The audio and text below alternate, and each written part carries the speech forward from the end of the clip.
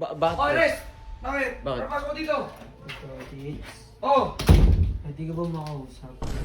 Yan, si Jeron. Wala rin akong tiwala dyan. At hindi talaga mapagkakatiwalaan yan.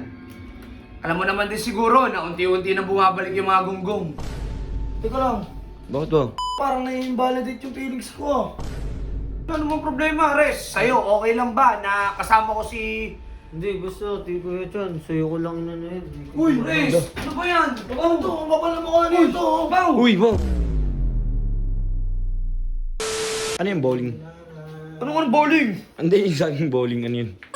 Mamaya, di ba mag-bowling tayo, sabi mo? Saan ba yun? Sa SM. Ah, tuloy. Bakit? Wala na. Ito, kanina pa kanta ng kanta. Ayaw pa... Ano ba, hindi ka pa magbibihis ba? Saan tayo pupunta? Mag-bowling nga daw.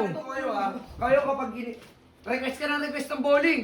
Tapos ngayon, pag sinabi kong lalabas tayo ng ganitong araw, ganitong oras, Wala naman. Lagi para bigla. hindi na naman ano. Ba't Oh, ako? Di ka pa Lagi na tagsis... bigla. May tao. Bakit? Oh, Res! Bakit? Bakit? Papasok ko dito. Ito, Tits. Oh! Pwede ka ba makausap? Para saan? Ano ba yan? Oh, sige, tara, tara. Baka mangungutang ka na naman, ha? Uy, huwag nyo naman ano eh. Kayo Joke naman lang, joke lang, Res. Ano? Kasi, syempre minsan naalis-alis ako, di ba? Oh.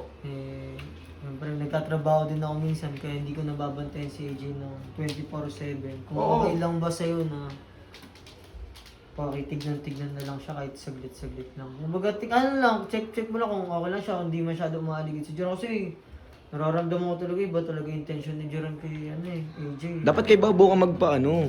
Hindi. Kay Babo. Hindi, Nay. Hindi naman siya yung sadya ko eh. Si Tito Alex. Si. Kasi... Res, sa amin, wala namang problema yung ganyan. Mas maganda nga, mas maigi pa yun dahil yun nga, nababantayan namin din si AJ kasi alam mo naman yan, si Jeron, wala rin akong tiwala dyan at hindi talaga mapagkakatiwalaan yan. Alam mo naman din siguro na unti-unti na bumabalik yung mga gunggong. Oo. Isa pa yun, kaya talagang naano ako na baka mamaya anytime anong gawin niya kay AJ kaya makibantay na lang din yun. Oo! Teka lang. Teka lang. Bakit ba? Puta, parang na-invalidate yung feelings ko. Di ba? Di naman sa ganun. Mihingi din naman ng tulong sa atin si Ares para kay AJ, hindi para sa kanya. Hindi, Tits. Ba't siya sa'yo lumapit, hindi sa akin?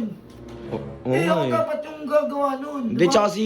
Ano kasi, talagang layo si Jeron sa'yo eh. Di ba? Oo. Ako, wala naman akong problema sa inyo kung humingi kayo ng tulong sa akin. Ayaw ko lang, yung tumulong na ako, bibigyan nyo pa ako ng problema, ha? Hindi ganun yun. Dapat ako yung gagawa nun. Kasi ako yung, Oo. boyfriend ako eh. Oo, wala namang problema, Res. Sa'yo, okay lang ba na kasama ko si... Hindi, basta, di ko yan. Sa'yo ko lang na yun. Uy, Res! Ano ba yan? Ano to? Ang kapal na mukha nito. Baw! Uy, Bo! Oh, sige lang, hindi nga, teka lang, ito Si Ares, humingi ng tulong para bantayan natin si AJ. Oh, Oo. ba't siya hingi ng tulong? Ako nagagawa nun. Hindi niya na kailangan sabihin. Baw, hindi nyo kailangan mag-away. Ang kailangan natin dito, maprotektahan si AJ.